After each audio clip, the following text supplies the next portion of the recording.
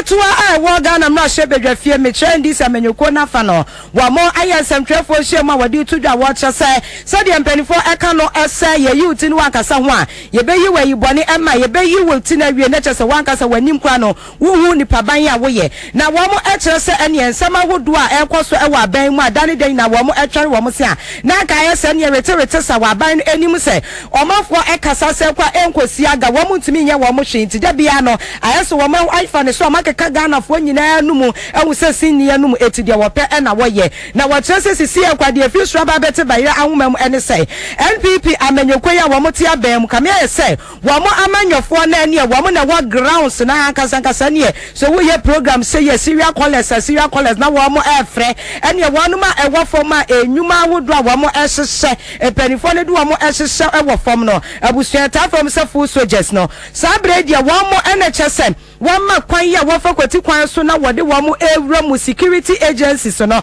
emeyi ene e ba ne se nwumakuo ni atena ya wodo a wo no ehwe ye bambo ho nsem so a sabre yi eyade a NPP anase NDC amenyokuo no domkuma ewo Ghana mra hye bedwafie wo mo kyese wo ma hwehwe mu a wo ma hu se NPP parliamentary candidate no aban we sei ahye wo no manase wo ma kwanya ne se wo ya se be ya wo betumi adi nkuni mu ntino na NPP ma wo mo esu se wo mo ni adwuma eye ni ntino sabre wo mo nyina no obi a ewo 30 slots na kyese nipa mako aduasa wo betumi security service bia na security agency bia no wo betumi ahwe na wode wo mo ewura mu na no ene wo kye ne se ene ye no ane se ena ame afo ene ye kwakoyi ahata na se ye kye ne se ena ahye abroso wo kye se da bi abasa na eha adwen abai eye ne ma bebre na so ade ba ko eha adwen pa abai toto na se a ebetumi aha wo mai emprempren abatoa mu ene omai eda achekwa eye abatoa ehonsem anase ne ye bambo ehonsem a abatoa no ekwa ebeto na afi no se ne betumi aka ne pa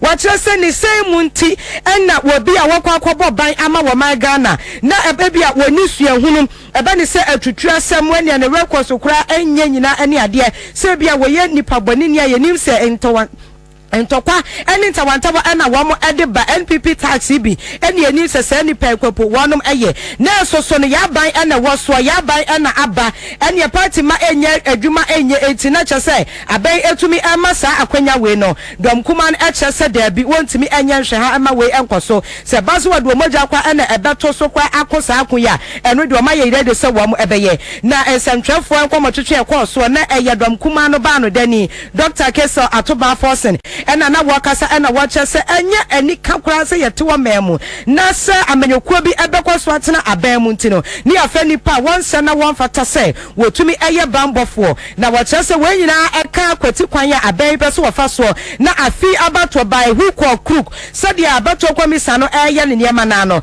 na amenyokuo no so eye wo mo de se de be o mo de be wi abanimu na so se dia Nyankopon aka no na ne dia Nyankopon adwane no wo sori afane ma asasi so emepepa no da NDC amenyokuo no wo mo kasa nim sa afi eyade abato no wo mo ewo akwanya wo mu pa wo mo chances ewo shropa wo mo NDC NPP amenyokuo no FNDC foi insist na ne wo mo 9 akwanua sebia wo mo ebefa so se abato no be wiem no wo mo edisi a wo mo so ebetwa ensam no edodo no ano ranking member on defense and interior committee onimonyafo James Agaga na wo tore nanumu akasa wodi etu dwa seyi Honorable Ambrose Dery, the former interior minister, sought to counter our press conference by stating that the recruits had gone through the procedure.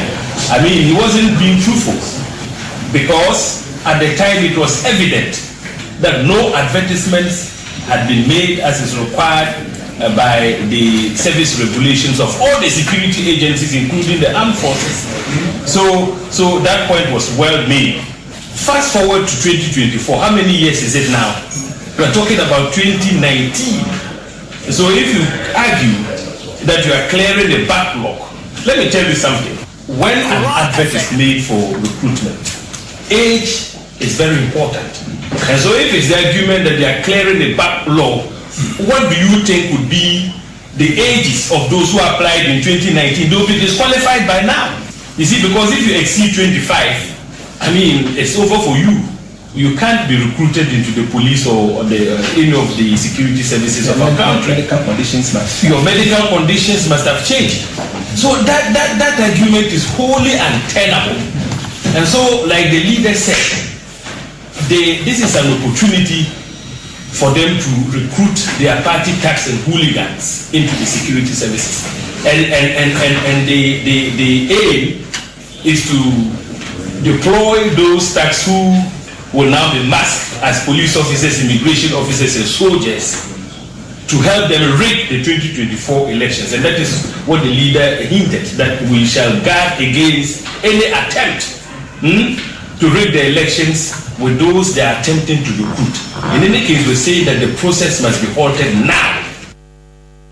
Abusia Ania Yetia ye ranking member on Defense and Interior Committee Ghana Mna Shebedwafie James Agaga ni nyina mo na woto an nkasa yem ena na wocha se LPP amanyokuo kamia ye se da bia ye ka ne ye ka na mafa mo ho adi mumfa boganya swan mo amadu se muntie wo bia na so wo se sa vigilantes party tax na sa brain mode wo mukwa kwose security services ni mu no so dia wo mo apa mo ho ntoma no wo mo hwe anim se mu bejai enya sa dia sisi e wo bia ntwema mo mai Ghana mu se nya wo mo NDC fo kwa no Ghana fo mabu ni titiru so dia wo mo ani asi abre no Ghana no NPP pese wo mo fa se eye wo mo dia no wo de ye dia wo mo pe no wo kire se wo mo nyai enya sa enye ye e wo Ghana. That this government is bent on politicizing the security services, and if care is not taken, we will not have any security apparatus at all. You've seen pictures of people with disabilities. I mean, with all apologies to people with disabilities, I mean, recruited into the security services because of their partisan, character.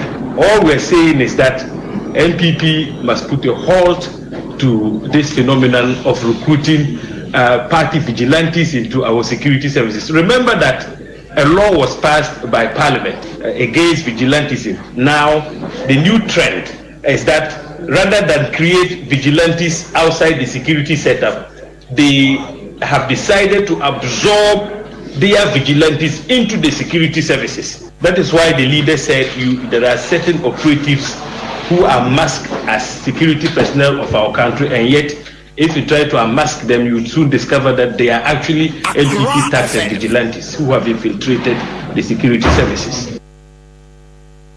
Ania yetie ye wonimo nyamfo James Agaga we ranking member on Defense and Interior Committee Ghana Mashebedwafie.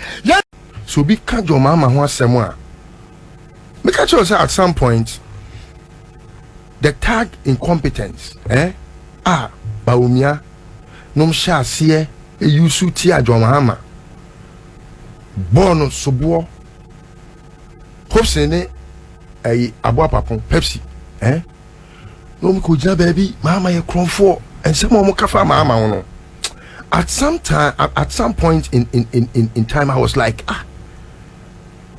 and NDC at a point could not even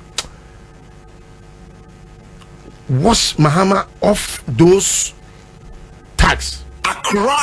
Some of us had to come in to intervene because I was very much sure that the devil I know is better than the angel I don't know. I was very cautious. Say, yes, Mahama could be the devil I know, but he is better than the angel I don't know. Which angel could be behind before and I say before. So, knowing Akufo-Addo, who was a thief even when he was in opposition, taking party monies, robbing the party, using the party to milking the party as a cash cow and everything, I knew so bebo mine. Meaning say Akufo-Addo ni papa jana japade, oni ni nuanu japade a waton ton. Edi biaye bone. Edi biaye te say the oil politics oboa. Aza minim. Etino I knew Akufo-Addo also from that angle. And I minim Alan Chamatino, minim Kufo, minim Dr. Nane, minim Penifua, Omona and Namosa so a party big PA. Na minim party head officer. Yedia Kufo dia Chaya. Akufo-Addo ni nua kenu for ya tadia koji loan. E this can no one find party adwuma bi. Ude. And I minim sika so afokone kwabra Japan so ndi akoto account mu a eno so so mdi ama abankwa yebo a Akufo-Addo akwa wiedi oni makmenu no iti omuti wo no mu kase Mahama ye kromfo no na me hwe Akufo-Addo kromfo wudini mamboeni na mu jane ho be ka se Mahama ye kronfo na after this several years mo se Mahama ye kronfo mo ntimi ankyere se Mahama wi aga na 1 cedi. Now the only reason why you think you have to call Mahama a thief is because Ninua or your agent for an Airbus company and only Mahama a deal just to get $5 million. When of course I know say Fanny say Mahama cramponi Ninua and I atu kanana I kanana so move jo maisika. What the Ninua agent naba? Would ye what timia for my Japadia PDS dimu?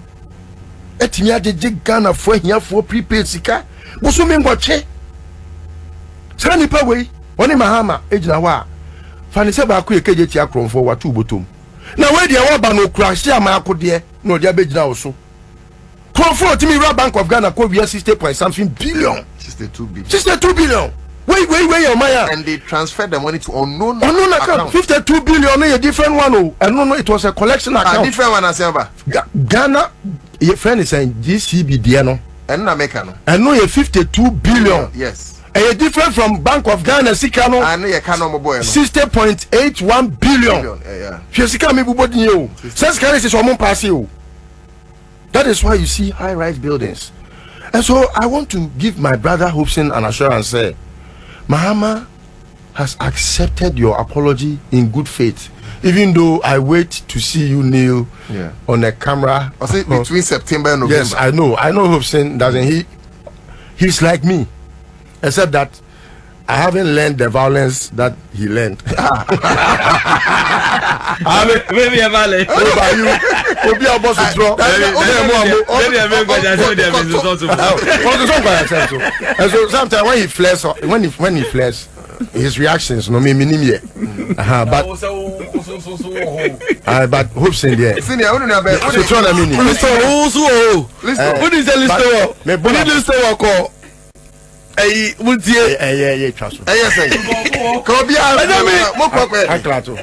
me say, Atu. Hey, asem no. Hey, me money you. Listen, gentleman in Kai. That's somebody can say. I didn't see. Yeah, or go to 2 busy was studio on more. Me never say hoops. Me one location pe. In Kumasi, Ashanti region. MPP stronghold 2012 then DC a capture ho then MPP for Johnny